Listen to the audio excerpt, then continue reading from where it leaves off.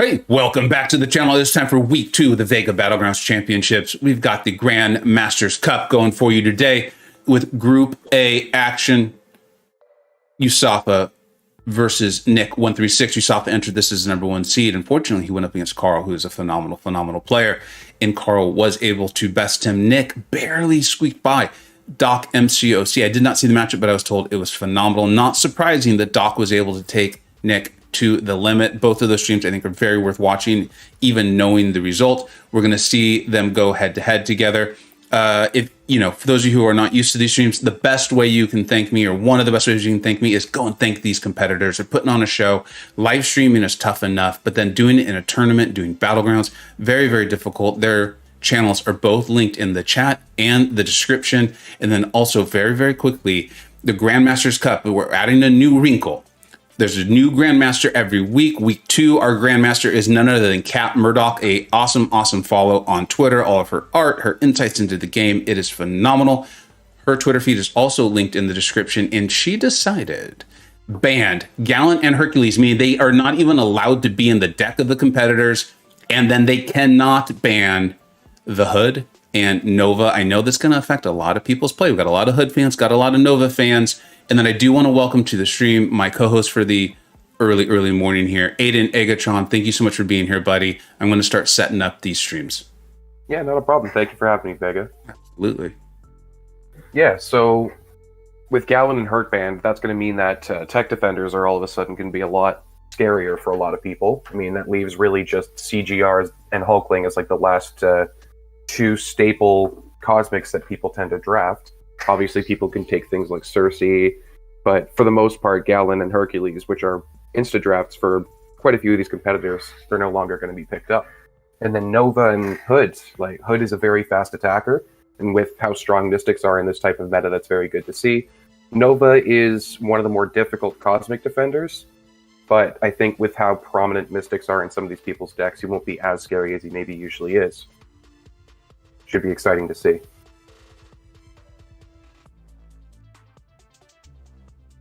All right, so we're bringing up Nick here. I don't want anyone to miss any action, so I will mess with the aspect ratios after they've already gotten started. That's usually better anyway, as far as making sure we don't miss anything.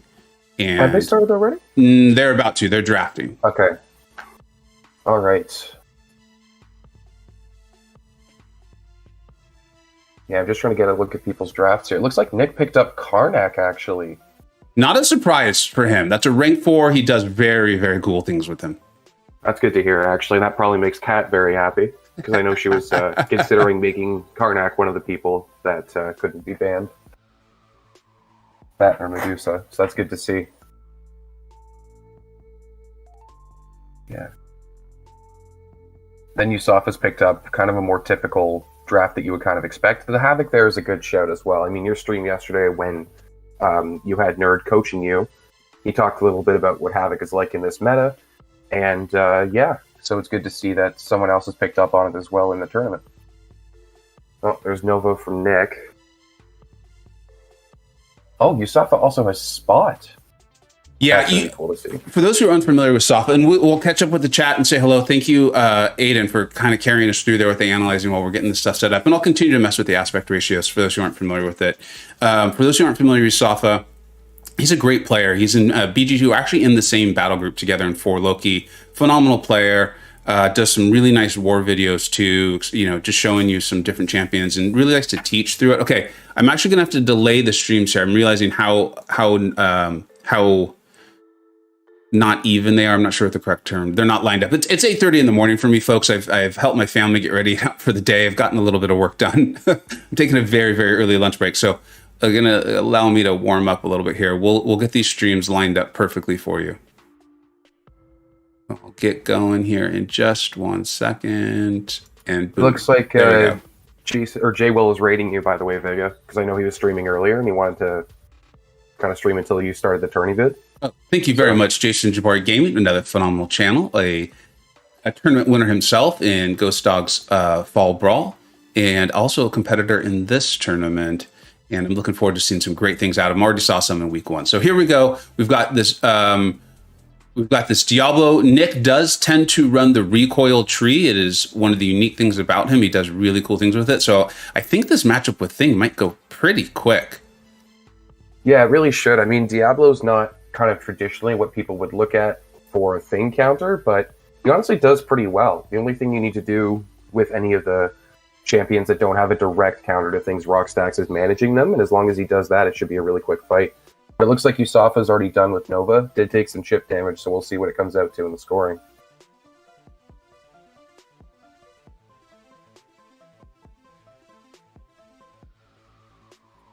There we go. I think the aspect ratios are pretty good. I might mess with Nick's just a little bit more, but I think we're looking solid. Yeah, okay, so USAFA takes that round, finishing the fight a little bit faster at the cost of about 10% HP, 13% roughly. And then Nick still finishes with an impressive 100% against Thing, but takes a little bit longer and unfortunately loses it. It's got to be frustrating. Now, I know Thing, one of the main points with Thing is to delay an attacker. But if you're running the recoil tree, my sense is you're hoping you're winning on time. You know, obviously Diablo's healing up, so it's not as big of a deal. But your advantage is going to be the speed at which you can do the matchup, right? So, you know, Nick knows what he's doing. I'm sure that wasn't a shock or a surprise to him there. That being said, can't feel good. Yeah, it's a little bit unfortunate. But we do see USAFA here placing his spot on defense. Now, I don't know how much experience Nick has fighting spot, but I know personally that if those spots build up, it's going to be a problem. Yeah, you say like, because I agree with you. I'm like, does anyone have experience fighting spot? USAFA might, because we see some in war, and I don't know if he's been sent to him. I know I haven't been sent to him, so there's a chance he has some experience with that. And Nick may too. Nick plays in really high tier battlegrounds, so there's a chance he's got some experience here too. I want to see how this goes. I'd also like to point out, it seems like USAFA's got relics on a good part of his attackers. Yeah, I saw the Scarlet Witch one on his Doctor Doom, and I think it's the Ant-Man one that's on his Torch. I'm not too familiar with some of the relics do. I haven't really been super invested in them. Yeah. Wow, hold on. Nick just rolled through that spot. Absolutely. This is going to be real. No, Nick has enough health up there with his Cosmic Ghost Rider. I think this one's done. Yeah. Wow. That's impressive. Yeah. I don't know if that's the recoil tree or he knows how to fight that fight, but that was just crazy. And then USAFA eats a special 3 here. Oh my gosh. Okay. Well, that happens. He had already pretty much lost anyway. Interceptor saying Nick made a mistake there against Thing. Thanks for pointing that out. With these early matches, we're still so much focused in on getting stuff set up that sometimes we miss a thing. So I appreciate that. I got to rewatch that spot fight. That was crazy fast.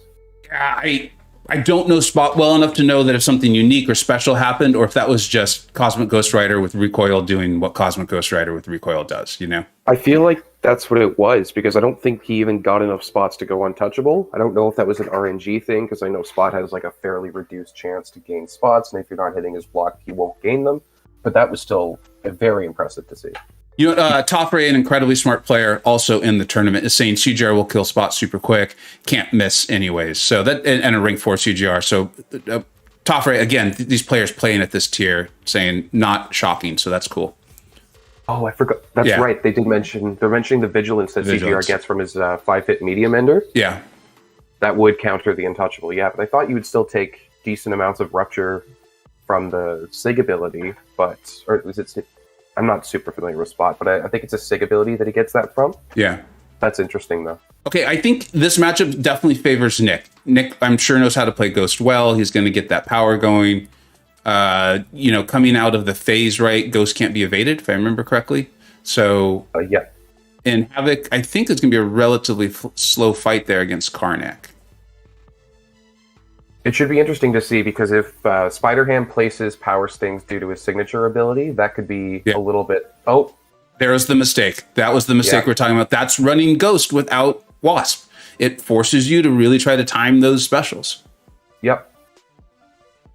Now, USAFA's fight is going okay. He's taking a lot of block damage, though. That's really interesting to see. Because, you know, the fear that you can't really parry Karnak, or you know, you can, but you're a little concerned about the shrug and things like that. And this is what's cool about it, is they don't know how each other's match is going. Obviously, us as the audience, as announcers, we know USAFA can take his time. He's got a massive health pool lead, but he doesn't know that. The SP3 looks like it's going to finish it. Yeah. There you go. USAFA takes round 3, it looks like. So that's... And that's not normal Nick. Nick is a phenomenal player. I think he's going to rebound from this just fine. That was 2 mistakes that I didn't see it, but then Steph saying he felt like he saw one in the first matchup with Diablo versus Thing. We all saw one there with Ghost versus Spider-Ham. Now that's a mistake I would make 99 times out of 100. Nick usually doesn't. I think he's going to rebound just fine. Yeah, I agree. I think this is just a round 1 situation. Maybe they didn't warm up, but I wouldn't be surprised at all if this goes to 5. They're both very, very strong competitors. Oh, Kat's pointing out you got our name spelled wrong in the Grandmaster section of your overlay there, Vega. Kat, I am horribly sorry. Thank you for pointing it out, and it will get fixed by the next matchup. I promise you. I apologize.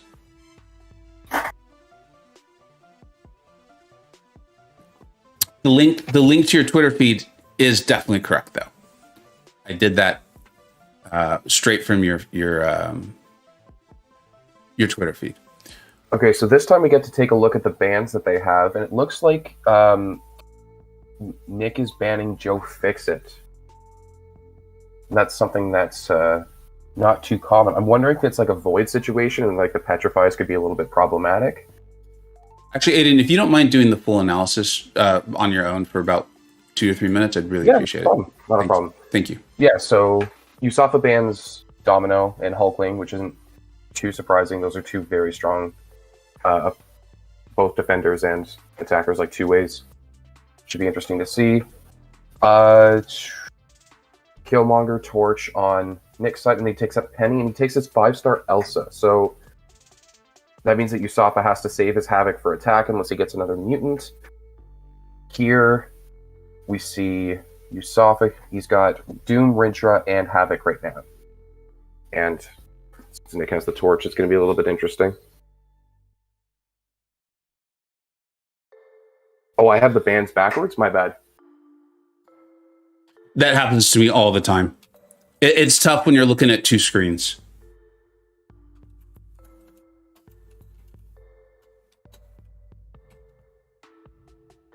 That literally happens to me all the time. Yeah. This is interesting here. If USAFA picks up a Nihilist, there's not really anyone... Yeah, there he goes. He doesn't have any Mystics on the side of Nick to counter him. Oh, there he just gets Claire at the end there. That's unfortunate. But at least he's forced to take her. Unless he takes Magneto. That's interesting. That might be for the iDoom check as well.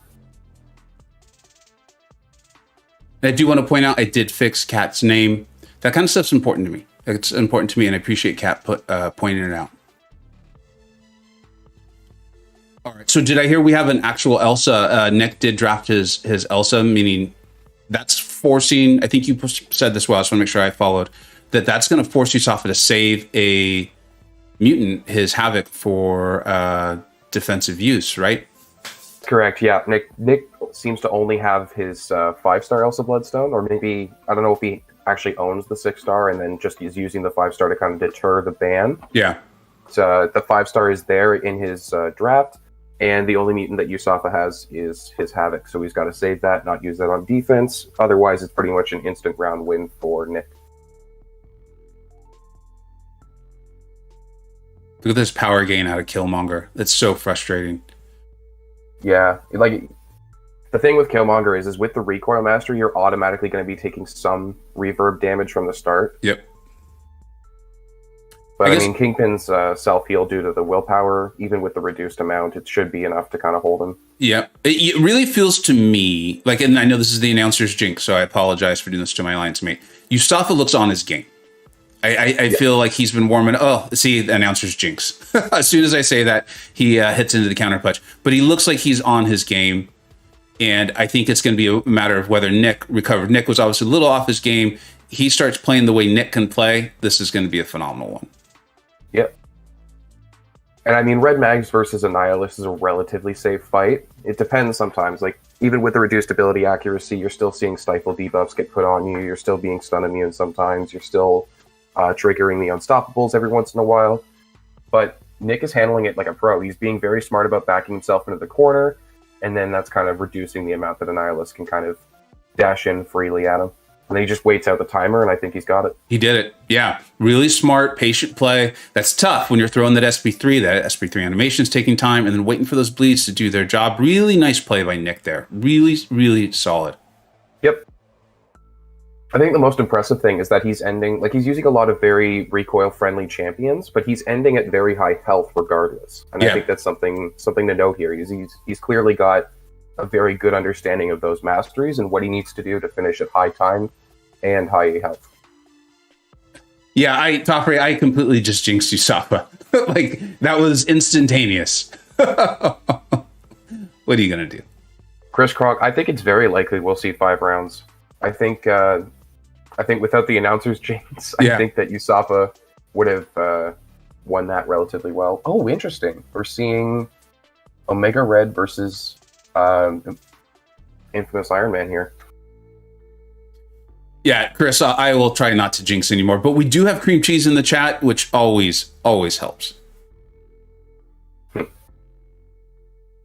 I'm excited to see this. Infamous Iron Man is not a robot, though, right? Just a tech champion, so that won't hurt Omega Red's spore buildup, correct? That's correct, yeah. Omega Red's spore buildup is only kind of slowed down if he's fighting against robot champions, so what you'd expect, like Nimrod, Omega Sentinel, and then actually Dragon Man, which sometimes people might forget. But tech champions as a whole aren't affected. It's not a class-based ability. He's not being able to stay very close to Infamous, though.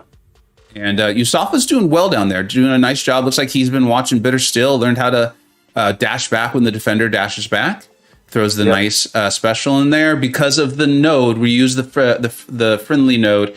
He's gaining power because of those buffs, so he's going to be able to cycle these SB2s pretty fast. Penny's doing playing ball for him down there. I'm going to stop complimenting USAFA. Every time I do it, there's a mistake. It looks like Nick just died though to an SB3, so this looks like it's USAFA's round to lose, and I think he's just going to be able to finish it off here. That's that power gain due to Infamous Iron Man having, that is an armor up buff. It looks different than your normal one, but it is an armor up buff. Yeah, occasionally Kabam decides to give champions a different colored buff for whatever reason. I've noticed that with Silver Surfer's buffs as well as Ultron's armor buffs. I think sometimes look different depending on certain conditions. I don't know. But Infamous Iron Man, the different animation, it is indeed a buff.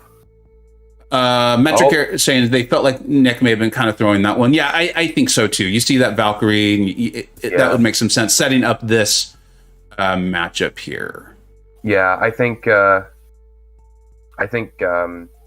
made a mistake here a little bit. I think Nick definitely threw that round because it would be a situation where he could either place Elsa or he could place Torch against 2 Mystics or something like that.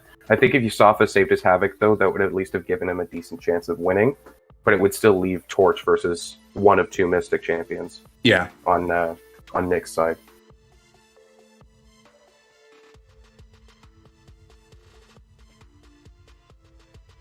Yeah, we're seeing what Torch does to Mystics. Yeah. This is not ideal matchups for either person, but I definitely think that Nick can at least take this out. Yeah, USAFA lost that to Torch. That's the worst when your opponent kind of outplays you that way, and you go into the match and you're like, I've already lost. I've already lost. Yeah, I got. It's like in chess when you get checkmate and you're like, there's literally nothing I can do, but I still have to finish this out. Yep, it was a good trap set by USAFA there, and I'm always hesitant to put or when using Torch like with the recoil masteries, just because Torch has a piece in his kit where if he's bleeding, his incinerate duration is reduced. But something that someone recently pointed out to me, I can't remember if it was DLL or not or someone else, but Torch's incinerates get longer for every stack of smolder he's got. I believe that's what it's called. So it kind of negates the recoil bleed. All right. Well, this one looks. It does appear. I'm trying to figure out a scenario where somehow Nick doesn't win this. I think he's got it in the bag. And so I'm going to take this opportunity to thank supporter extraordinaire, longtime channel member. I think one of the longest, up there with Z. I'm not sure who was first technically. O's fan, hope you're feeling better soon. And thank you for the generous donation. Glad we could provide a little live entertainment for you. Yeah, I think as long as Nick stays at a high health pool, I think he's got this even with the timeout. Yeah. Which I think he knows. You know, he's done this before. This isn't his first rodeo. So he knows, just take my time, no reason to hurry up. Torch is going to handle it for me. And Nick evens it up. Yep. We have a game on our hands. Yeah, we got a ball game here, folks. Oh, say hello to so many people in the chat. What's up, Carl? Silver Legend, Hussein, Beguile, how you doing, dude? Eric, Chris, Cream Cheese, Hussein. So many folks in the chat. I hope we're all having a good time today. It's early on a Monday. The Interceptor wanted to point out they get longer with the temperature. Okay, so if that's how that works, yeah, each smolder kind of builds its temperature up a little bit, which is why it kind of counteracts it. That's good to know. Oh, as far as counteracting the bleed that he was running from having the recoil tree on? Yeah. Yeah. What's up? I am not a dinosaur.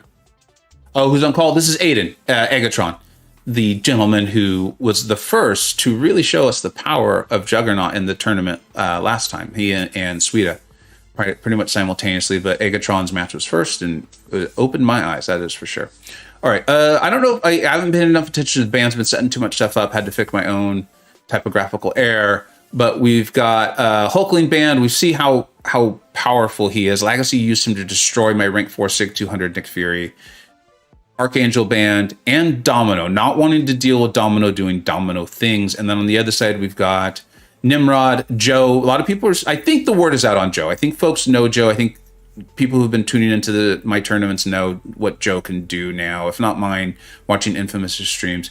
And then also Mole Man. Mole Man's out. That one's interesting to me. I guess figuring he's so recoil friendly, let's remove him from next deck, I guess is the idea there, probably. Yeah, it seems to be that's the case. Mole Man using the recoil masteries is quite friendly. I mean, his signature ability is all about kind of going at lower health to some degree, but just on his own, it kind of gives him 2 of his monster masks to begin with, and that allows him to kind of get early openings if he needs it, and that's already pretty useful.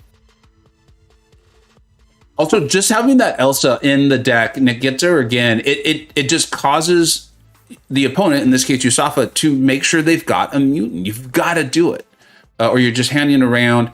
That being said, look at USAFA's draft. I mean, Doom, Hitmonkey, Quicksilver, who is just a nuisance on defense. I'd like to see how Nick handles that if USAFA places on defense. Penny Parker, Valkyrie, and a Human Torch. I mean, USAFA's deck looks stacked right now. Yeah, I think it's all draft, right? His draft, yeah. His draft looks amazing, yeah. How does Nick handle this? I mean, he's got some nice weapons on his own too, but geez Louise. Yeah, I mean, with the draft, that it looks like Nick's draft is very offensive heavy, and that's, I think, a little bit of a problem. It seems like USAFA has the more balanced draft, to say the least, but I think that Nick is kind of banking on his attackers just being straight up better. Yeah. I think we're going to see that, exactly what you just said. If CGR can get this Quicksilver fight down fast, super fast, before those problems that Quicksilver can cause start setting in, he's going to win this. If there's a mistake or something goes awry, or that if that evade that Quicksilver can have comes into play, I think then USAFA's got this, takes it home. So it's exactly what you just said. Yeah, I think I agree here. As long as he manages the evade, I don't think Nick is going to have a problem at all with this Quicksilver. Looks like he handled the first one just fine. Already had a special too. Yeah. Yeah. I don't. Yeah, like he's gonna knock him out before the whiplash even starts to come near detonating. Yeah. That's really impressive. You see, he even knew that SP1 evade. Players who know that SP1 evade just impress me to no end. I can't do it to save my life, and Nick pulled it off flawlessly. Yeah, Quicksilver is incredibly tricky to get used to, just because he's still a relatively newer champion. But people are starting to pick it up, and over time, more and more will. I mean, that's one of the main reasons why newer champions are usually good defenders until people start to understand them, until more counters come out, just because people don't know how to fight them yet. I also want to know some of the World Cup scores, but I know some people might be recording it and watching it later, so let's avoid potential World Cup spoilers in the chat, guys. I trust me, I kind of want to know too, because I'm gonna have to get back to work after this. I'm not gonna be able to watch the game recorded, but I know some. Don't worry about it, man. Don't even sweat it. Do not sweat it at all. I think it's a very natural question to ask. I mean, USAFA's doing very well with his Valkyrie against the Penny matchups. It's just Nick knows what CGR can do, and he's very confident that he can get the fights down quicker. Absolutely. Yeah. Now we see USAFA putting down his own Penny Parker, and then here comes the Elsa Bloodstone. So he's counting on ending this in 2 rounds, with Elsa and Havoc taking a longer time than if he was going to use. I think he's going to go Hyperion here. I don't think he's got much other choice. Interesting. Oh, he's going Torch. He might know something I don't. To me, with my knowledge set, I think he's looking to force that 3rd round and get Havoc off the deck. Maybe a mistake has happened, but one thing I know from watching enough of these, announcing enough of these, is that these guys, these players, these competitors, they often know something I don't. So maybe Torch could take this fight. I don't know. Yeah, I mean, it could very well be a throw round. Yeah, I'm just trying to think about what he's going to use depending on what USAFA places, because he's still got he's got Nick Fury, he's got Dr. Doom, and then I forget the last option that he's got here. Look back. Well, USAFA almost ended up with a big problem of Elsa going all the way to SB3. That would have been bad. But he gets her to throw that SB2, and yeah, I mean, this is a ball game. This is what we said. Yeah. Okay. So the last one there was Torch. So it looks like it's either going to be a situation where USAFA placed first this round, which means Nick places first this time around. Okay. So yeah. So it looks like that USAFA is really going to have to choose between whether he thinks Hyperion versus Doom is a matchup he thinks he can beat, or Torch versus a Mystic is a matchup he can beat.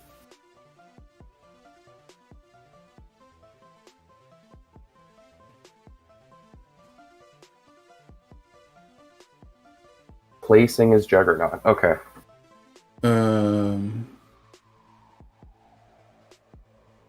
Interesting. And then we're going Diablo here versus Dr. Doom, Torch versus a Mystic. Okay. So Juggernaut as a defender is not very scary. It's very easy to stop him from gaining his unstoppable buffs. Yeah. And you really just have to parry him.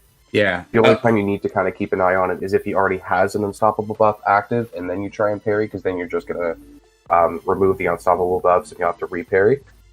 But with the recoil masteries, I really don't see this being a very long Torch fight at all. I wouldn't be surprised if we see some sort of 58,000 score here.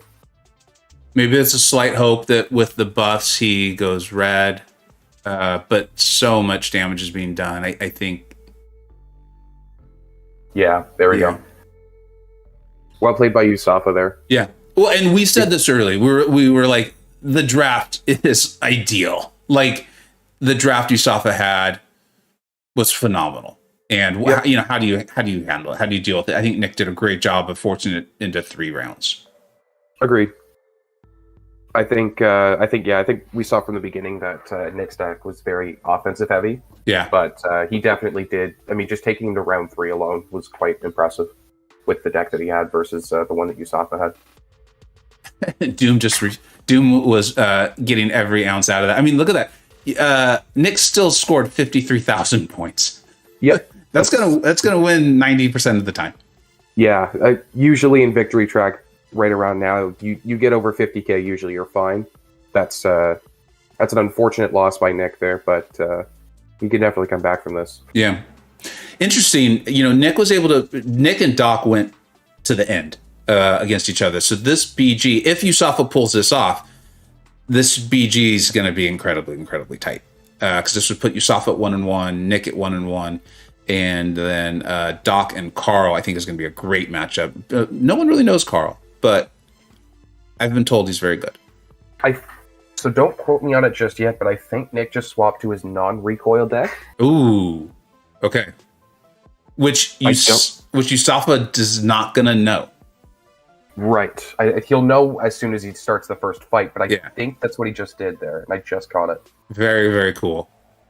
Which is totally allowed in this tournament. Just for anyone who's wondering, the competitors can do 2 deck or mastery swaps. It's up to them, but they're allowed 2 swaps for strategic play, or there's a built-in kind of 3-minute timer in case they just need to cool off for a second, or collect themselves, or the phone rings, or their dog needs to be loud. Who knows what, right? Yeah, you all get the picture. Yeah, I just rewatched it, and it does look like that he selected the deck that was titled No Recoil. Yeah. So I don't know if that is still the case, that he's maintaining a recoil deck versus a non-recoil deck, because we just see a lot of the similar champions, or maybe that's his strategy behind it. But that's interesting to see that he did seem to select the non-recoil deck that he's titled there. I also love that folks are going and watching their streams, supporting the competitors. That's exactly what I would love to have happen. Watch their streams, subscribe, all that. So William, thank you for pointing that out. What's up, OG Highline? How you doing, bud?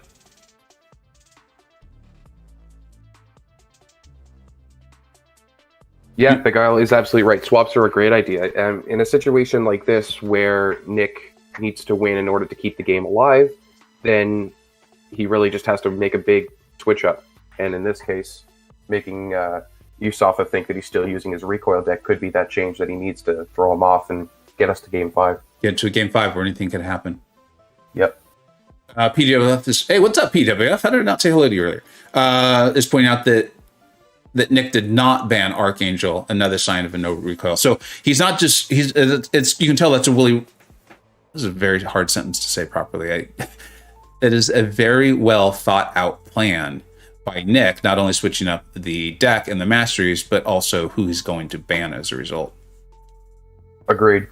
And I think you can even tell with like the PI as well. I think his Karnak was over 20,000. Yeah. Now it's just at 19,000. I think it is the non-recoil deck. But see, I see USAFA already shaking his head a little bit. I love to see the face cams. The way these two guys have their stream set up, it's great because we can see them. And I want to see if we can catch when USAFA realizes there's been a change. I feel like that may have already happened based on the little head shake. Yeah, I mean, we'll see for sure within the first few seconds when he realizes that Nick Fury doesn't have a bleed or poison on him. But it should be interesting.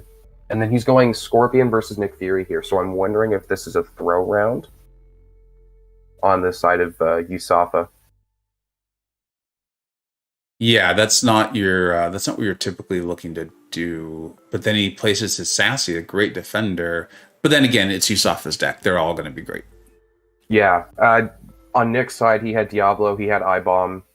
He had a few good options for Sasquatch. That's not something that you want to get trapped into in a late round, hoping that you bait out some other attackers in the meantime. So I think it's the right move from USAFA, because I don't really see a Mephisto counter on the side of Nick, so we can use that as defender to really kind of stick him.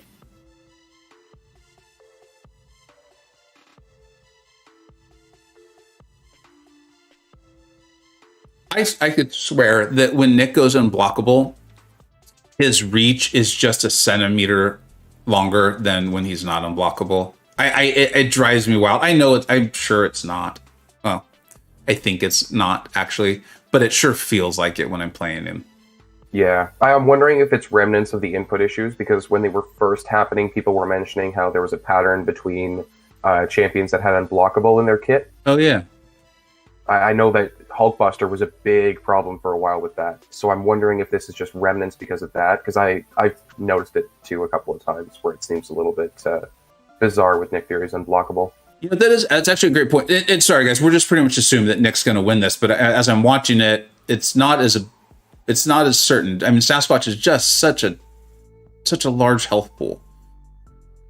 And then Nick just lost his poisons there. Yeah. I think USAFA would end up needing to throw his SP2 though at some point so he can get that heal back going. Because Nick's got 100% health here. So as of right now, with the amount of time these fights are taking, I think Nick wins regardless if nothing changes. I think I agree, especially because if USAFA pushes Nick Fury into final phase within like a time pool like this, it's not going to take for very much. Yeah. And also, just we haven't gone over this rule in a while. Maybe it's a good idea to refresh the memory of the competitors, because I know some of you are like, oh, USAFA should just pause. No, you can't do that in our tournament. You can dance, you can do those things to prolong it like he's doing. That's within the rules, what USAFA did there of not finishing off Nick Fury's first life, but he's not allowed to pause the game. If we had seen that, then he would have been disqualified from this round. I think Nick's happy to see that. Like, even though he timed out, he still finished with the win there. Here's where it gets interesting. I think USAFA... No, Nick is placing first this round. So, I think he's going to place his penny. Or it's either his penny or his Nova. He's either going to try and get rid of... Oh, wow, he placed his I-bomb there. So this is interesting, because even though the only poison immune that USAFA has is Mephisto, that means that if this does go to a round 3, he does not have a Doom counter. But I'm wondering if he's trying to save Nova as that threat to kind of keep Doom from being put on defense. Yeah, there was a lot of steps to this one. Yeah. I think I'm not going to make any predictions because I'm not experienced enough to figure out all the steps here. I don't think this torch fight's even going to be that fast too, because it's not like I-bomb's doing can't think of the correct term, but this type of damage that powers up torch, right? So the poisons are going to start going on, and torch is not going to have high temperature or smolders. Yeah, it'll really just come down to the poison RNG, I think. Yeah. And then Nick obviously doesn't have recoil, so Cosmic Ghost Rider's not going to hit quite as hard, but it doesn't look like it's really mattering up there as I check in. No, already in second life there. Yeah. I think Nick's going to take this one just fine. Unless Nick Fury, I got to start differentiating them, does that. That's exactly what I was just thinking. I really need to stop. I wonder what happened there. He looked like an SP2, maybe a bit of a surprise SP2. Maybe he was trying to bait to not let Nick go to red, and then it looked like it caught him off guard, based as the best I could tell. Well, based on when he started charging the heavy attack there, that's what caught me off guard there. Maybe input issue. Also, I completely jinxed him because I was in the process of saying it looked like he had it. Yeah, he dashed back twice to dodge the first few hits of the special 2, and then he started charging heavy. So I'm wondering if he just miscounted the hits of the special attack, or if that was an input issue. Regardless of what it is, I hope that Nick isn't too disheartened by this, because this is going to be a rough matchup for USAFA. Because I think as long as Penny's able to Penny's going to be interesting here, because Mephisto is 100% Incinerate resistant, and also whenever you place an Incinerate on him, he gains a little bit of power over time. Yeah. So this is just going to be interesting to see. But I think USAFA's strategy here is just going to be trying to keep his power low, using the power burn and stuff like that to keep it under control. Yeah, because Doom's doing the energy damage. That was the term I couldn't think of. And so he's just going to power up Bishop nonstop here. I mean, we're seeing it happen. Yeah.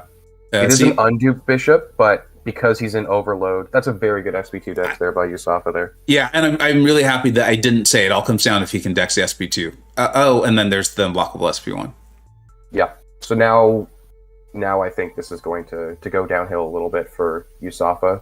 If he's not able to wait out that Incinerate timer. He gets the special 3 off, which is pretty big. Neen, we've been jinxing people left and right in this stream.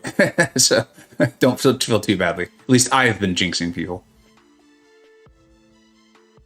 I have now, so the aura from Bishop is doing what it's supposed to do, really causing problems, meaning massive health loss for Bishop.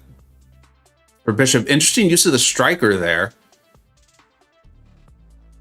So that's a strategy that I think Nerd's been talking about a little bit with the Scarlet Witch Striker, is just to kind of, the enhanced power rate is good, but kind of adding in the fact that you get to kind of get 2 combos means that you get an even safer way to get into your special 3 rotation. I have no good guess on who's going to win this. Do you? And we know that USAFA his Doom has died. He obviously got his bishop much farther down than Nick's going to do to Mephisto, but I have no clue.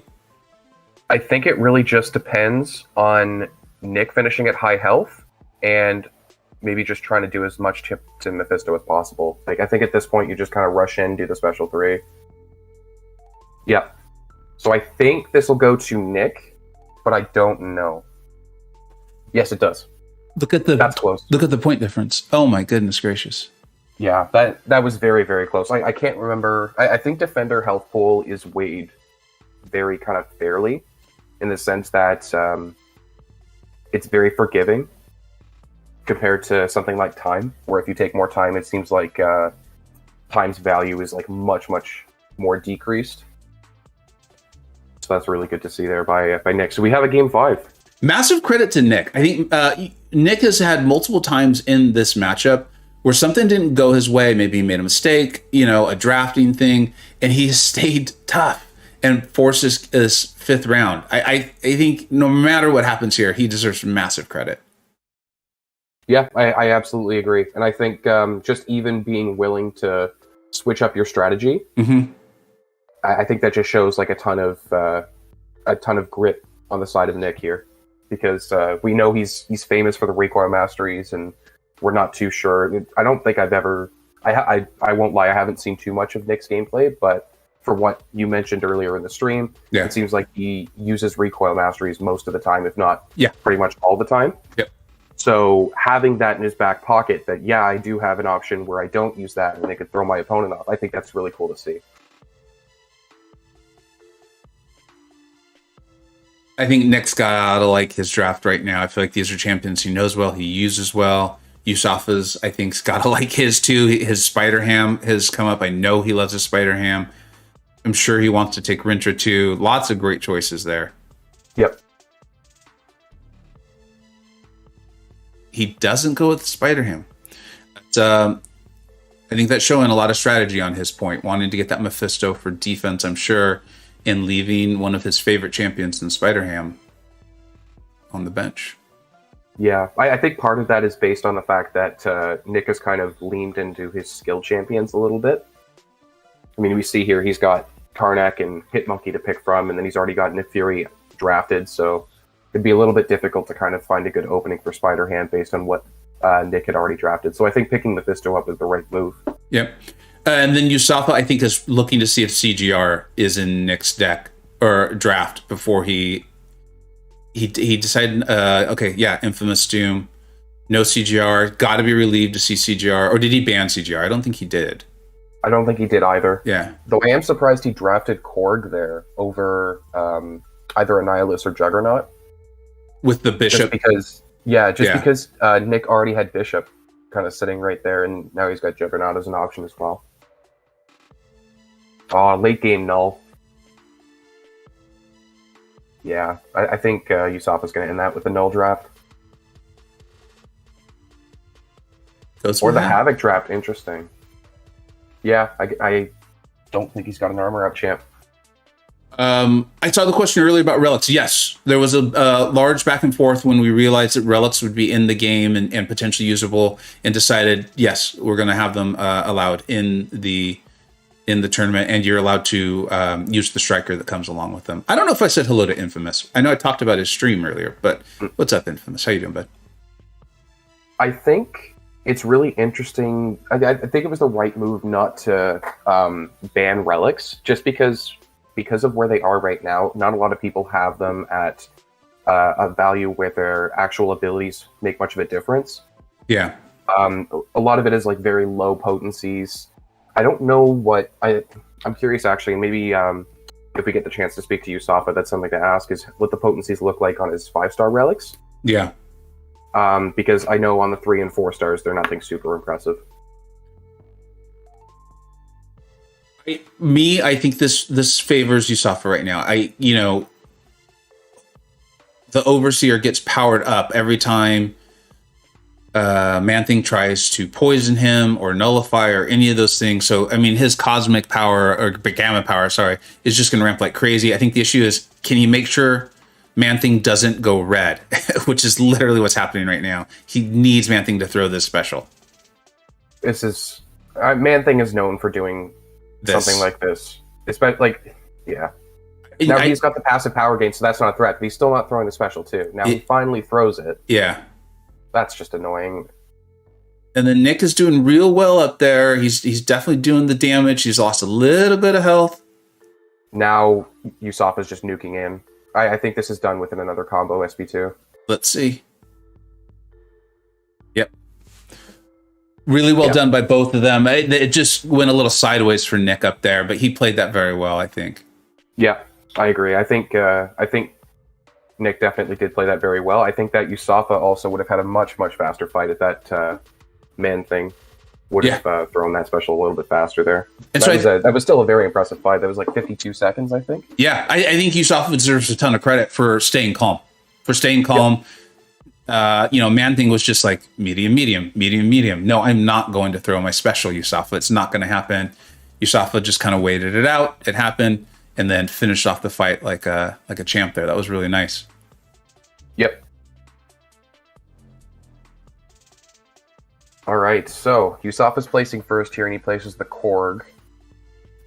I-Bomb comes out. Once again, USAFA does not have a poison immune, except for Mephisto. So the question is, does he burn Mephisto here and try to get the round win with that, or does he kind of sack the round here, knowing that his iDoom is kind of useless at this point? I think sack the round, knowing that Nick's going to have Bishop too. Where I always struggle, the thing I know I personally need to work on is, how do I properly do that? How do I set myself up for round 3? I know I should throw round 2, let's say, but what's the right play here? Like, I don't know if Mephisto was the right play, because maybe he wants to place him as a defender, because he's probably losing this round regardless, right? Nick's got a Bishop up there. It's a great matchup for Korg, and USAFA clearly didn't have anyone for iDoom or for I-Bomb. So I just don't know, Best case scenario, this is just a long fight for USAFA. But, I agree that Nick definitely has a very large advantage in this type of matchup. Yeah, and Nick, Nick's the kind of player, he's not going to... Well, I'm not going to jinx any more people. I finally learned.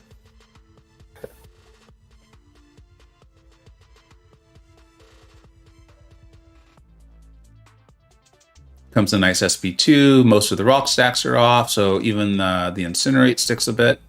Yeah, he's still going to take a bit of chip there, just because the kick before he fires his 3-hit beam is physical. Well, physical and contact, I should say.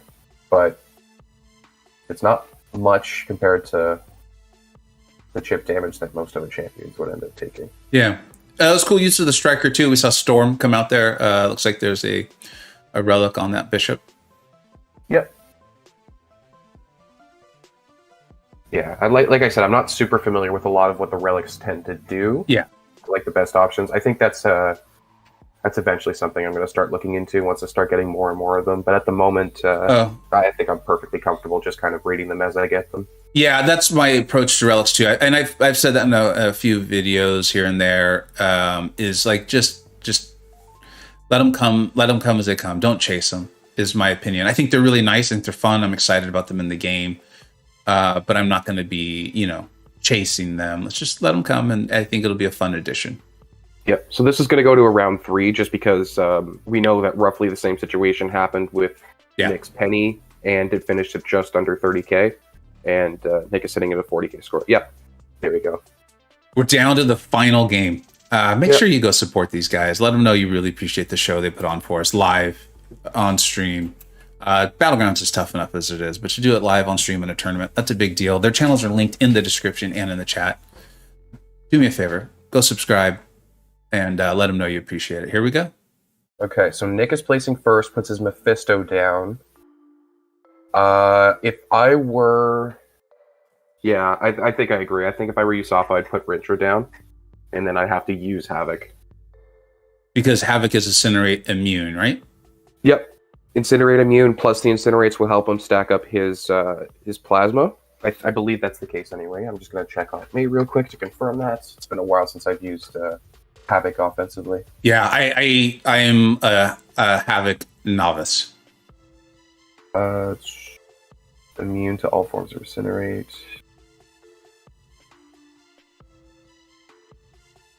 I am watching this with just pure like amazement because I don't know. I know that Nick will place those bleeds. I think Rintra's going to start being a real problem. Got a massive health pool up there. Placing that neutralize. Yep. But I think it'll Havoc versus Mephisto. I have no clue. Yeah, I think it'll come down to whether or not Nick is able to get up those internal bleeds when he gets one up right now, which is great.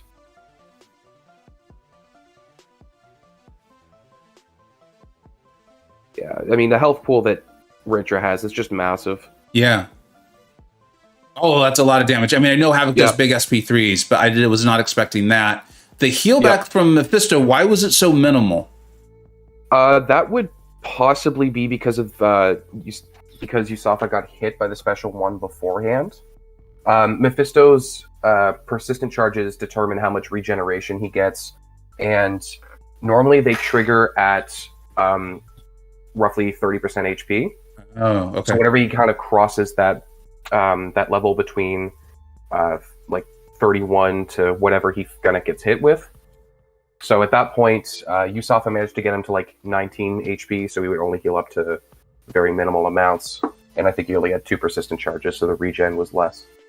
Unbelievable. Thanks for explaining that, because I was expecting a much larger heal. This is why I love seeing the face cams. You saw the exhilaration from USAFA. I mean, this went the full 5, the full 3 in the match, or round of 5. Phenomenal job by Nick and USAFA, both of them, back and forth. So many strategy moves. And USAFA showing he knows more about Havoc and maybe the game than I do, that's for sure. That was really, really impressive.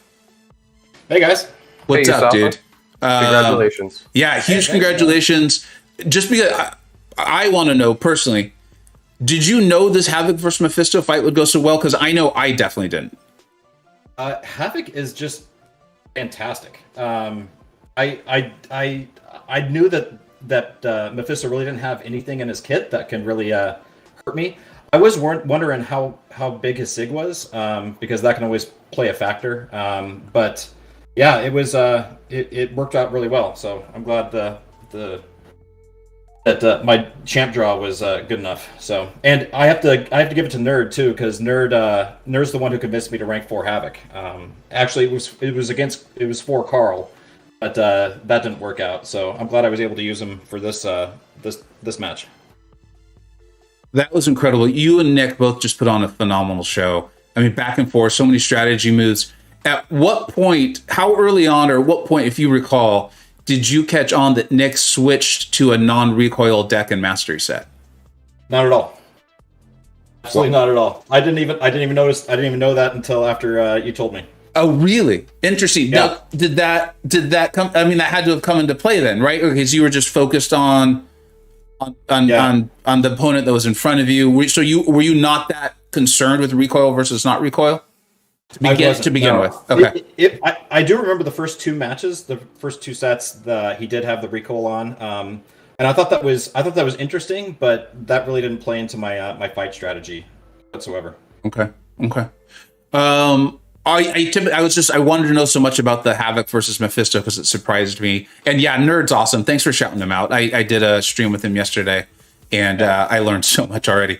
But what I should have started off with was phenomenal matchup. How are you feeling? Anything in particular you want to point out? Yeah, so I've got to say, I think we're the first match for this week. Yes. And I am amazed by how much of a difference in strategy it is when you have the nukes available, like Torch and Archangel. I mean, I was on my stream, and there was one round where he got me trapped by Torch, and then I got him trapped by Torch in the next round. And it really does change the dynamic in these matches when you have that Torch and Archangel available to you. That's interesting you say that, right? Because I mean, those are 2 nukes, and we saw Human Torch even end up being used defensively in the trap, like you said. And yet you're without your Gallon, who is an incredible nuke, and I would say maybe even more powerful than them 2 in certain scenarios. So that's really cool. Did it bother you? Was it difficult to be without your Herc and your Gallon? Because I assume you have both of them at rank 4. Not at all. So Gallon against Carl, I got beaten handedly twice using my Gallon. And so I was like, man, I'm so gallon shy right now that I probably won't even use him. And then Hercules, he's fantastic. But again, I thought I had so many other available options for anything that I would use Hercules for. I was really happy with, and I love her now, but what's her name? Oh, why am I having a brain fart, Vega? The Grandmaster for the week? No.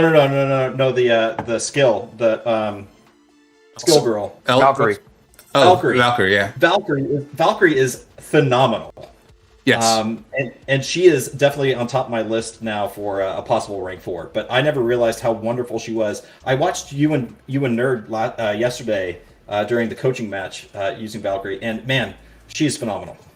Yeah, she just helps you get around, I think, nodes, and then in Battlegrounds is, I think, maybe more so defenders that just cause problems when you hit them, right? And she's just like, yeah, I don't care. Like, right. That's fine, but it doesn't matter. And so, yeah, I see that. And I feel a little badly because we're not able to get Nick on call. And he's phenomenal. He's great. Any viewers, I really want to take this moment. Go support both these guys. This is what you can expect from them. War videos, teaching. Nick streams very, very regularly. Really nice, entertaining streamer. And USAFA, for those of you who are missing my crystal opening videos, he does one or two every once in a while too. It's yeah. So, but absolutely amazing. I've got Aiden Egatron on call here, buddy. Do you have any questions for USAFA? Yeah, I wanted to ask about the relics that you're using. I'm not too familiar with the ones that you have, but I was wondering how the potencies kind of scale between the 4 stars and the 5 stars that you've got there. Yeah, I think I mentioned this on an earlier stream. So I have all the relics. So they're all there. Again, one of the big crystal openings I do. But I like using the relics. The only one that I notice a huge difference in is the Ant-Man synergy, or the Ant-Man relic with any champ that applies power stings. I didn't get to use Spider-Ham this match, but he's really good for Spider-Ham and also for Torch in Battlegrounds, because you place the pre-fight and cause stings. I really like that one. The other one that is notable is the Scarlet Witch relic. Using that with pretty much any mystic, but I use her with Doom. I really like relics when it just gives you an opening for another 5-hit combo. So I like using that. I did have a match against the Scorpion against Nick Fury, which I knew probably wasn't a good match for me. Probably in the hands of a better player. But yeah, I like using relics against whenever I have to fight a Nick Fury. Another one is the Hulkbuster one. Hulkbuster relic, pairing that with infamous Iron Man, Doom. That's pretty good. It helps with the shocks. But yeah, so I'm a fan of relics. I know a lot of people aren't. But I think just as the game progresses and relics become more powerful, I think they are going to make quite a difference.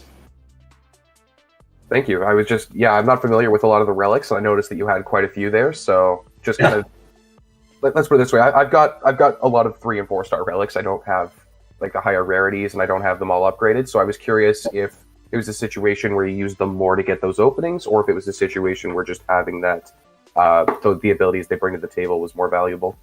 No, well, so the Ant-Man ability helps, but it was just more to get that opening for another 5-hit combo. Yep. Awesome. I'm sitting here realizing that every single round was 2-1. There was not a single 2-0, and that just takes a lot out of you as you're competing. So phenomenal job to both of you. I don't know if we've had a match like this before, where every single one was 2-1. He's like a statistician extraordinaire, a channel member of mine, Adam's putting together all these various stats for us. I'm curious. I'm going to ask him about that at some point today. Are you feeling tired, or are you just pumped up, adrenaline going? Oh yeah, I'm pumped up. This was great, especially coming off the Carl match where I just felt like I played terrible, and I did play terrible. And try to another confidence boost, whatever. I am looking forward to next week's match with MCoC. I think he's going to be a force to be reckoned with. But no, I feel great, Vega. This is I'm glad I was able to get this win. That's awesome. And yeah, I know. I people should know, Doc, if they don't. And he and Nick went down to the final match too. Just kind of to your point. I think what I'm going to do a few Battlegrounds matches here for, I got a few more minutes. Like I said, I took an early lunch break here. And USAFA and Aiden, you're both welcome to stay on the call and hang out if you want. If you don't have the time or you can't, do not worry about it.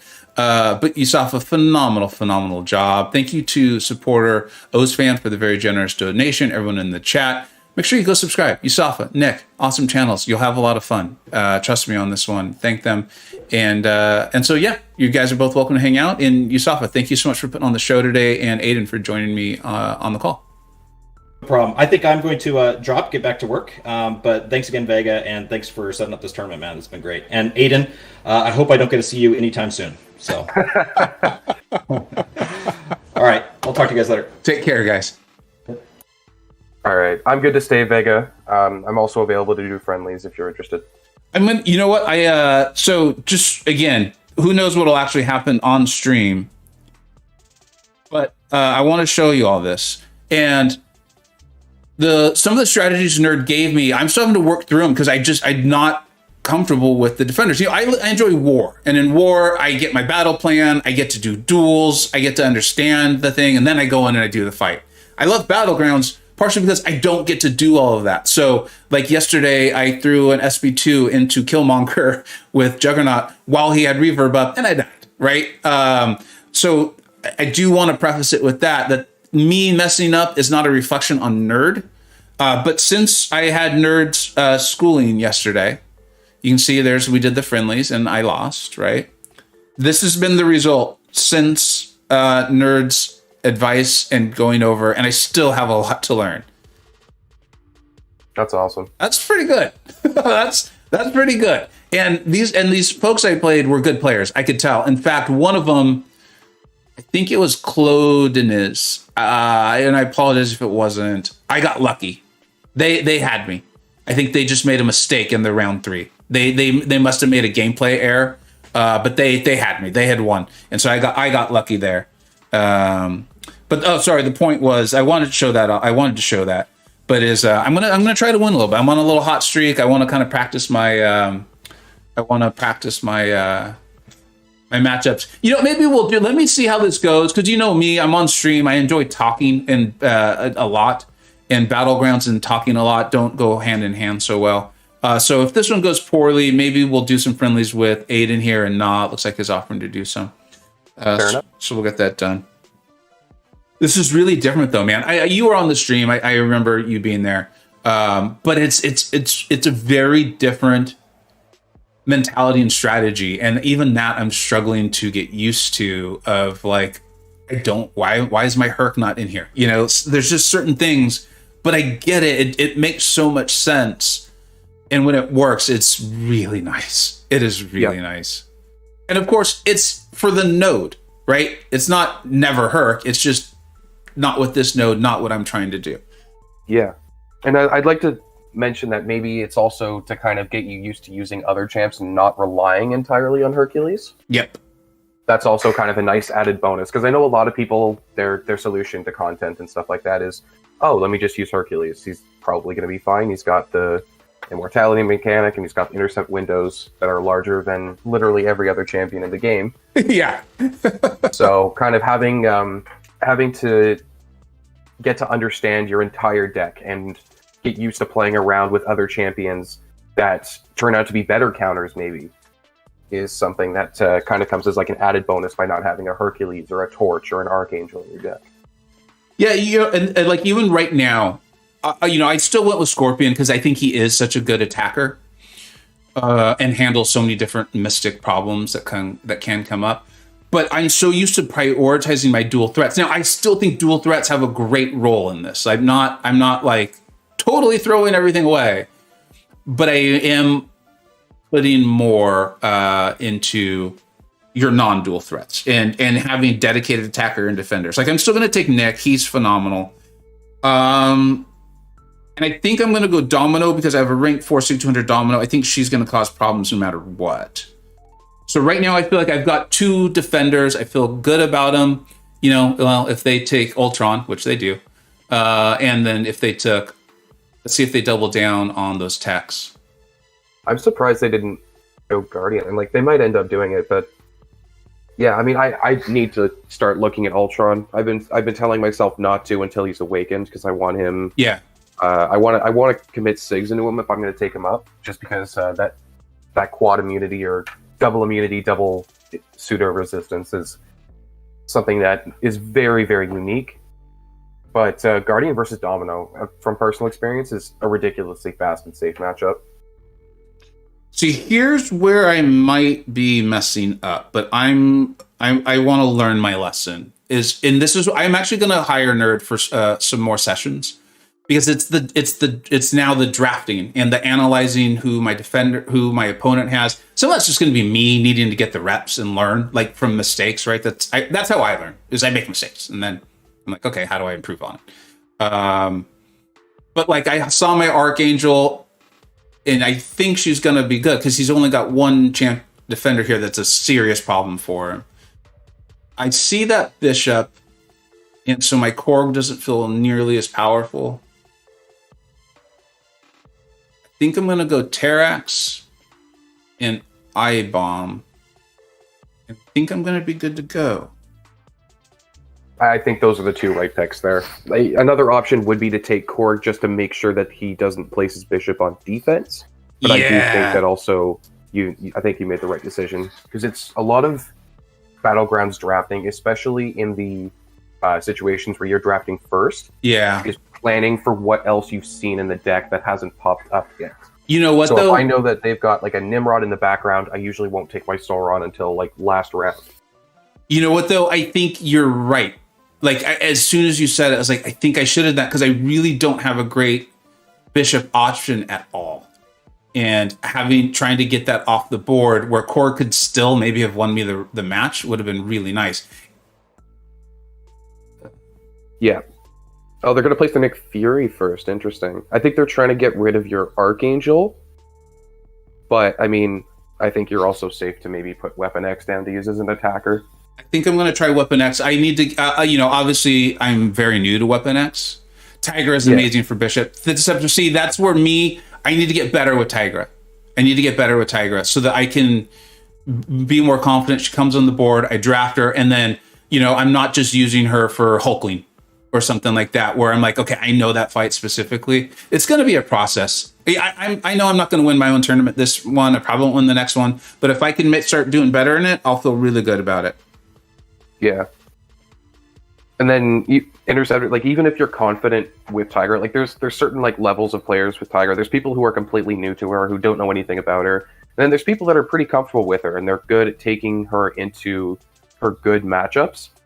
I consider myself one of those people. And then there's people that are insane, like Fintech, like obviously yourself, if you're comfortable taking Bishop.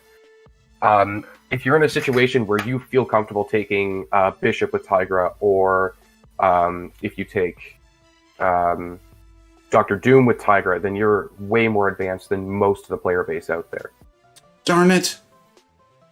Oh, he went red. Yeah, and I made one little mistake early, but I was like, I still got this. This is feeling really, really good. But ooh, I was going to say, like, if you live this, you might regen, and then I just saw him, like, wipe you out before an actual shot. But that was looking great. I mean, I had, like, 30 of I think they're called the rage charges, like, I was set to just mow him down. Yeah. It's a bit unfortunate. Oh, because the health. Yeah.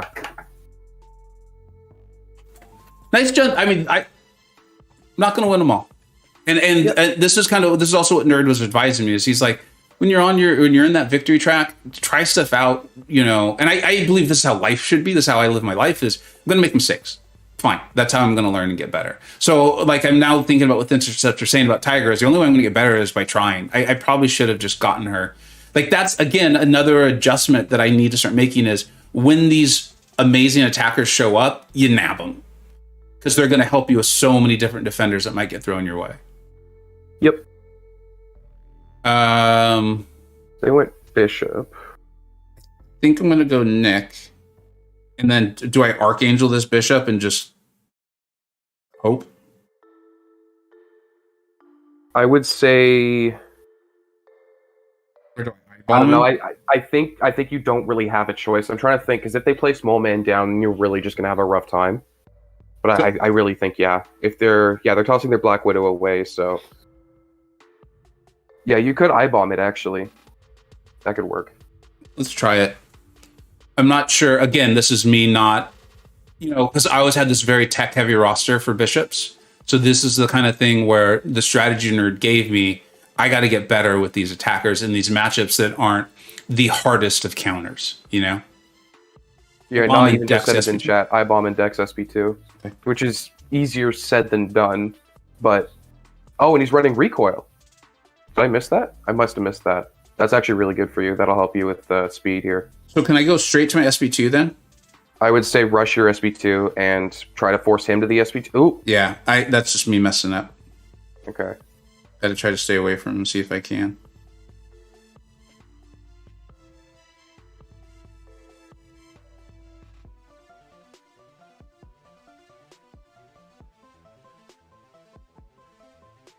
He's unawakened, so I'm not too worried about that special. That's good. Yeah, you're going to get him down. It's going to be just a question of how fast they took him down, because I think Nick Fury is going to be a nuisance to Black Widow. Yep, you killed him there. Nice. That was really nice. Like, without my mistake there, that's a good matchup. Yeah. That's one I didn't even think of at the moment. But yeah. Oh, look at that. There you go. Yeah. That's awesome. So, I Now mean, you- that's... Yeah. I got to remember that. That's really solid. Yeah, so now you're in a very good position because even though you're placing first, I think Claire's just going to take some chip damage regardless, and it's going to take time. Do you think Terrax or Scorpion? I think Terrax, just because Scorpion would just die to that Mole Man so quickly, and you Right. want them to place Mole Man into you, because you can just Archangel for free. Let's see how I handle this. Yeah. Again, I always banned Archangel. Archangel and Torch were like my ban, so I'm not even used to this. Yeah, they might... Yeah, okay, so the Torch would have been, like, somewhat scary, because he could build a Smolder very quickly. Yeah, and then this just kind of forces them to put Mole Man down into your Archangel, or Claire down into your Scorpion, because Torch is a horrible defender if you don't have Mystics. But I can't just parry heavy here, right? You need to try and bait his heavy as much as possible. Oh, now you're good, though. You've got the bleeds up, so you're pretty safe to parry. Yeah, because once you get up, I can't remember what the exact ratio is. Once you get up bleeds, Archangel turns off shrugging. Yeah, and there's also certain things with Mole Man's kit as well, so it's probably fewer bleeds in that specific matchup. Critical hits. Passive. Flat 25% for poison. Oh, for poison based on that. Where's the bleeds here? So, again, you guys saw me make mistakes.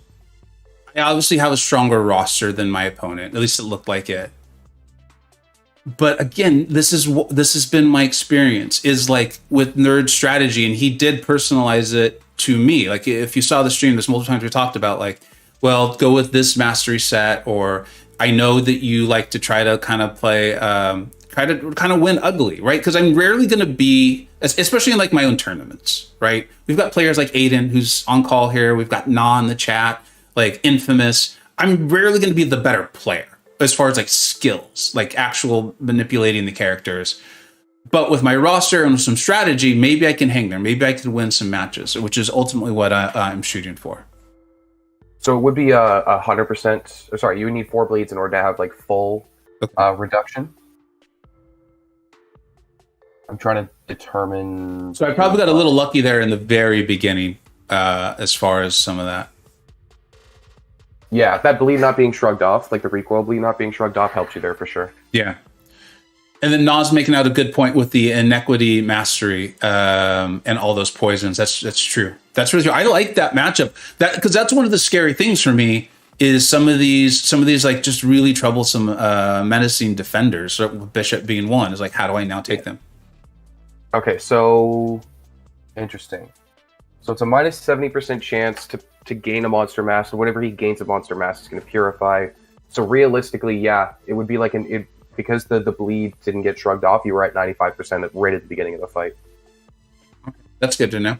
All right, I'm gonna keep going with this. I think I appreciate the offers for friendlies, but you guys know this. I don't get to play the game that much for a player who plays Tier 1 War and all this stuff. So when I can, I'm gonna try to progress in the victory track here and stuff like that. Yeah, I'm fine with that. Thanks, I appreciate it, buddy. Yeah. At this point, I'm just waiting for the rewards to reset so I can buy all the 6-star shards and get 2 more shots at Gal and Titania. Good luck, man. Titania's, they're both awesome. They're both just really great champions. Yeah, I mean, Gallon would help me in Battlegrounds. Titania is just probably my most wanted champion right now. Yeah. Yeah. Wait, I'm sorry, I misunderstood you the first time. You're hunting Gallon and Titania, or Gallon and Valkyrie? Gallon Titania. I was Okay. lucky enough to pull Valkyrie from the batch of 10 I popped when the featured came out. Yeah. Yeah, so I've managed to pull all of the featured champions except for Titania and Gallon. Ugh. So I've got Wiccan, Gore, Wiccan, Gore, Quicksilver, Valkyrie, all at rank 3, and then Wiccan's like Sig 40 naturally.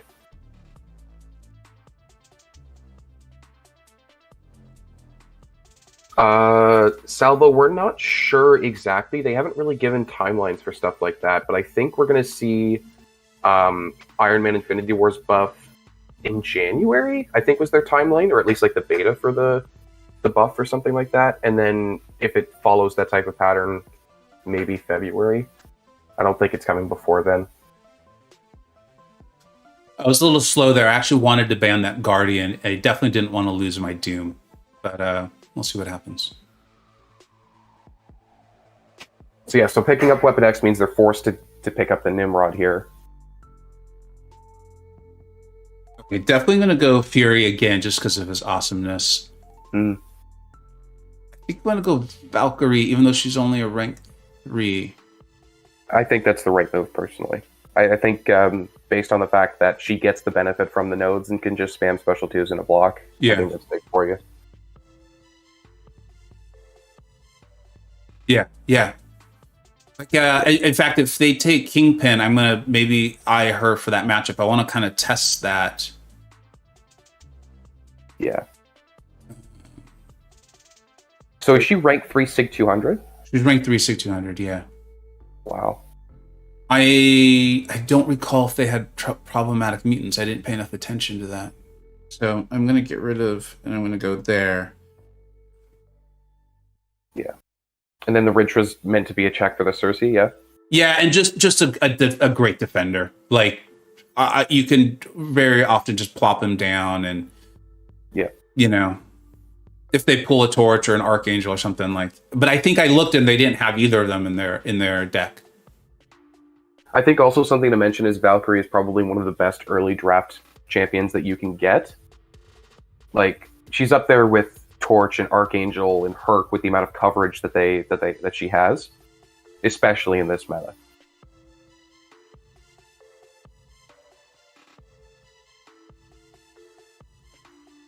I think my Kingpin would actually be a good defender here. They got Sunspot there. Oh, okay. How does that? Well, let's talk later if we can about. Oh, they do have Archangel. Oh.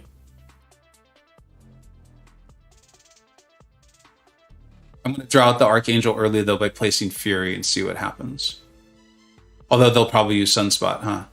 Yeah, they'll probably put Sunspot there, and they'll probably save the Archangel for maybe Rintra, but you're planning on using him offensively anyway, so. Well, let's see. You know what I'm going to do? I'm going to bet that they make a mistake. You think they're going to Archangel that instead of Nimrod? They have Nimrod? Oh, shit. Yeah, they do. That's a mistake on my part. All right. Okay, so they're giving you Nick Fury here. I think that's the move.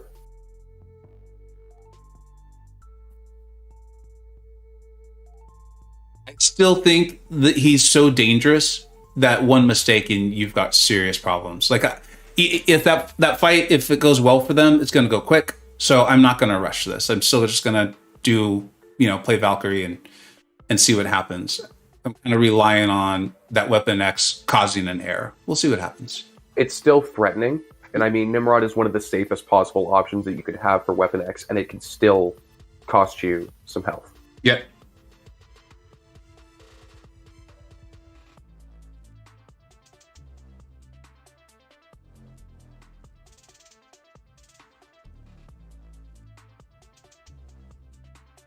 Nas pointing out the update went live. Oh, cool.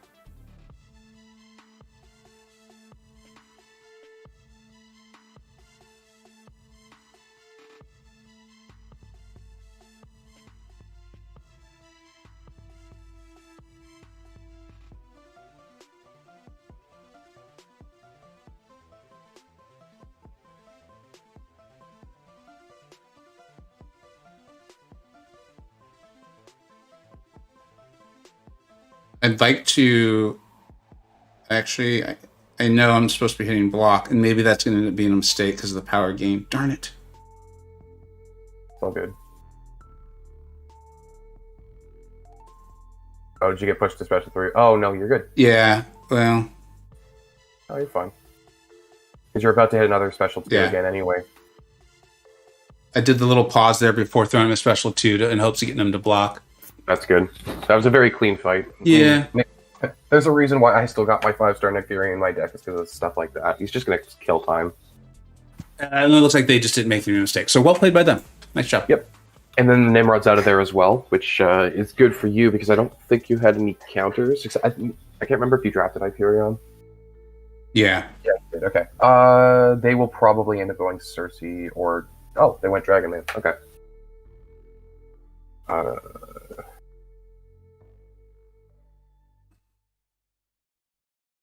Yeah, so I think they're gonna spot that. Yeah, I might just get outplayed this one, and that's okay. That happens. Nick Fury's still gonna take time, though. I mean, I think realistically, just because of Dragon Man's power gain, if you're able to get the taunt on him, then you could actually end up doing it.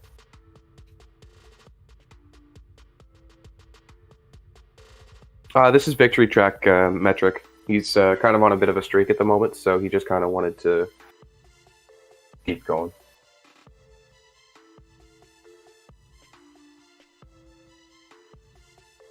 All right. I think this is going to determine a lot right here. Good, good. Yes. Come on, dude. You got a taunt on you. Yeah.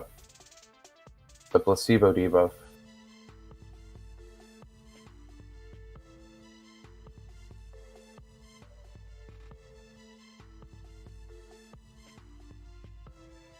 Come on, throw. Throw.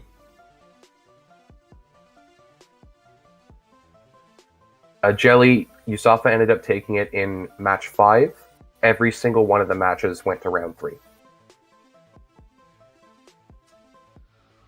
That's good. That's 60 seconds fight, and you're ending at a high health pool. I think you've got this. Yeah. I need to get better with using my own sunspot. I think, again, like these attackers, I just didn't use that much because I didn't. And figuring that out, like you even said, like don't want to do that with the Kingpin. I actually tried my sunspot this morning versus the Kingpin, again, to try to get reps in. And it just went so bad. I sent Kingpin to his SP2 almost immediately. He obviously had this overdrive up. It was unblockable. He was unstoppable. And I died. So there's clearly something about that matchup that's not clicking for me, which is, again, what I'm hoping to get a little more knowledge in some more sessions with Nerd. What's up? Thank you, everyone who's recently joined. Sorry, we're not paying quite as much attention to the chat. I'm kind of focusing on this here. What's up, Keldon? How you doing, bud? I don't know if I said hello to Metric Area. Work in progress. What's up, dude? Jelly and Gabar. How you doing? No, this is Aiden on call. Runs a really nice channel and was one of the first people to really let us know how good Juggernaut could be, doing some awesome stuff in the first tournament, the Illuminati Invitational there. So, yeah. And I appreciate him being on call today. It's a lot of fun. Oh, I appreciate being able to be on call. Put it that way. Martin, I hear you. And I kind of made an in-match decision because I wanted him to have specials so he could keep throwing. I was trying to keep my taunt up. But I hear you, buddy. I hear you. That is another strategy for sure. Okay, I should focus a bit more. I think Nimrod. Yeah, I agree there because if they either have to place Cersei and use Hood, or place Hood or Archangel and then use Cersei, and you're just going to nuke through whatever defender they put down. That's what I'm thinking here. I know that Hood can do that fight pretty fast. Yeah, in this meta though, it's a little bit more tricky. Yeah. Yeah, so they're going to give you Cersei, which means Rincha's just going to roll through this. Well, let's see.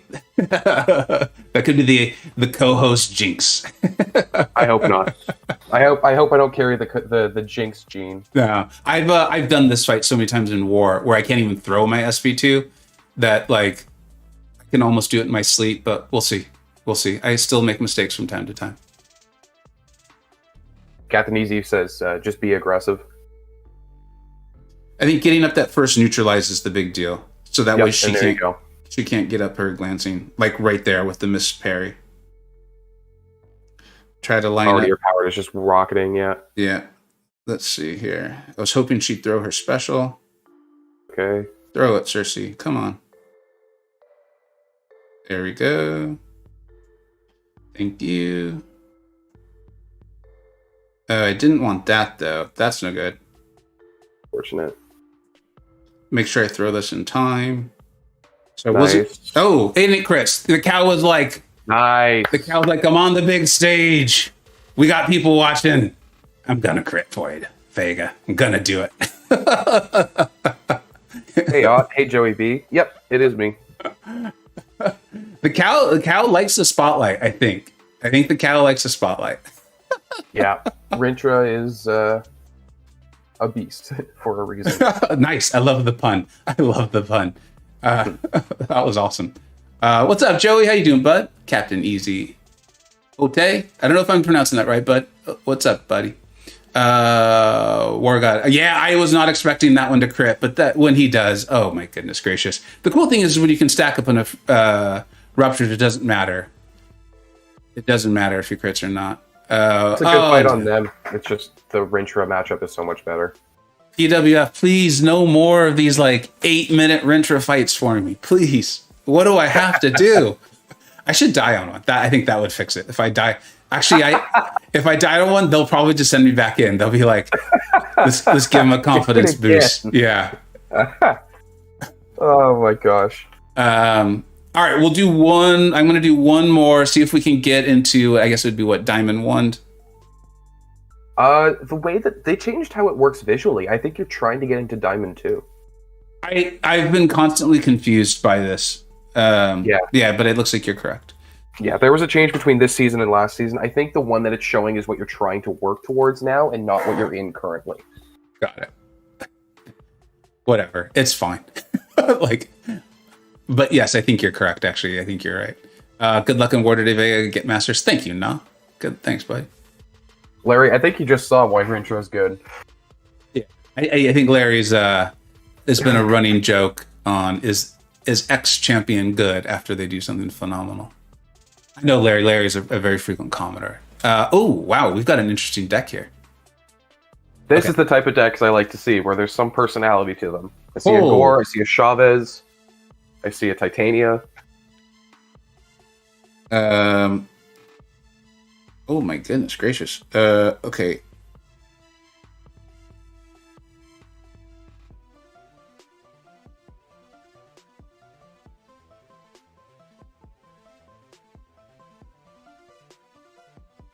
Darn it. I gotta remember to start getting in that third. Although I think I'm happy that it was Titania. I mean, Titania is not typically a very scary defender, but she can be problematic if you don't know. If you're not watching her haymaker timer. I'm not totally comfortable with the sidestep on her. I know that's one of the best ways to go about fighting her. So I'm not totally comfortable with her animations. In fact, I'm not comfortable with them at all. I basically went Spider-Man Supreme. I'm going to place him on defense. I saw how heavy their Cosmic roster was. I hope you get a different Mystic, though, because that Gore is an actual such a good problem right now. In this meta specifically, he just fires SP2s after SP2s in a block, and it just stacks up his debuffs and increases his damage with the Furies. Yeah, that's a problematic defender. in this meta. Okay. Maybe we see Spidey on offense. But right now I have him keyed in as a defender, and then we'll make the adjustment if we need to. I think that's still the right move. I don't know what other Mystics you have in the deck now compared to what you had. Nikhil brings up that Sim Super is OP for... Yeah, he's been my go-to when I see Gore. There's a reason why I've started putting him in my deck now.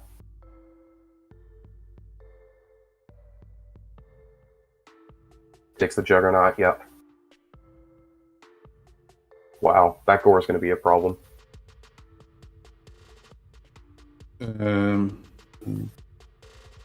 Domino, Orc, Fury, which means Spider-Man can be used on offense. Yeah. And then Valkyrie, because I couldn't process it all fast enough. I just couldn't. And I think that's the right call in the end, because you can take Killmonger with that, you can take Gallon with that, you can take Nimrod with that. Potentially even this Rintra. Yeah. Okay. We're gonna go Korg. Yeah. They're probably gonna go Juggernaut here. Or at least that's what I would do if I had Juggernaut available to me compared to what they have. I've got no option for this Mephisto.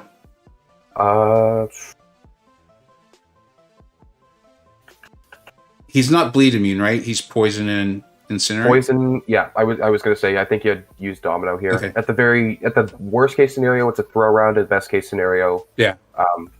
Yeah. Okay. With that Nimrod sitting there, she wasn't gonna. We were just basically gonna have a standoff on who was gonna place one of them first, right?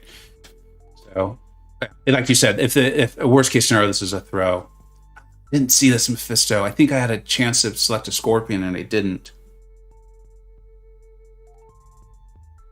Now, if you're baiting out the reverb and then using your SP2s after it, if you get the timing down, it's not that bad. I've taken it before; it's okay, but it's not. You're right; it's not something you should try and strive to do every matchup. Jeez, 21k. Oh no! Oh, the stun. That's my fault. I tried to punish the stun, and I shouldn't have. That was very short, considering that she was both lucky and unlucky. That's what I don't want to give myself excuses, but that was my. But I wasn't looking for the stun, and then that happened. That was fun. Yeah. What's the mastery that extends the stun duration? Is it Stupefy? Yeah, I guess if you don't have any points in Stupefy, and if they're running Max Limber, then it probably would be very short. I was definitely hoping to get lucky there too, and I didn't. That's fine. Yeah. Yeah, so Mephisto's regen is like a flat value, which is why as a defender, with the buffed health pools and stuff like that, it's typically not too much regen. And then, yeah, like I said, with the soul, the way that the souls get consumed, it won't be as many regen bursts. I'm gonna go ahead and go to my SB2. Man, that yeah, whatever. Yeah. Still my kill here. Yeah. Crit bleed? Yep, nice. Without a couple of mistakes, that fight goes a lot better. I mean, it's not like an ideal matchup, of course, but There we go. Took a lot more chip damage than I expected Juggernaut to, but at the same time, it's about the speed I thought he would. Yeah, I think because you were even on the Discord server today or last night, I don't remember which was, talking about using the counter punch, right? And you can get the light attack off. Yeah, counter punch is the bread and butter of Juggernaut, and it is incredibly useful to get yourself openings and deal with stuff like the Rock Thorns, or deal with stuff like, I don't want this champion to throw a special 1. Let me just hold block so they don't throw it into my block, and then I can force into special 2. So examples of that would be Nick Fury. Nick Fury is a very common one I take all the time with Juggernaut, especially in this meta, because it's like a 30-40 second fight. Another one that I take a lot is Bishop. He's actually a very surprising Bishop counter. If you're able to dex the special 2, it's the same deal. It's over really quick, and you won't take any aura damage from the incinerates. Yeah, Hulking's another good shout, actually. Like, even though you're going to take chip from the Pierce debuffs, it's going to be over fast. Alright.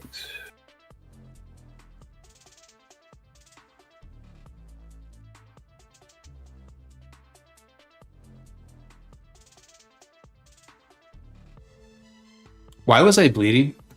He inflicts debuffs through block, depending on the number of buffs he has active on him. So that's really bad. I should have been using the miss mechanic off of Spidey.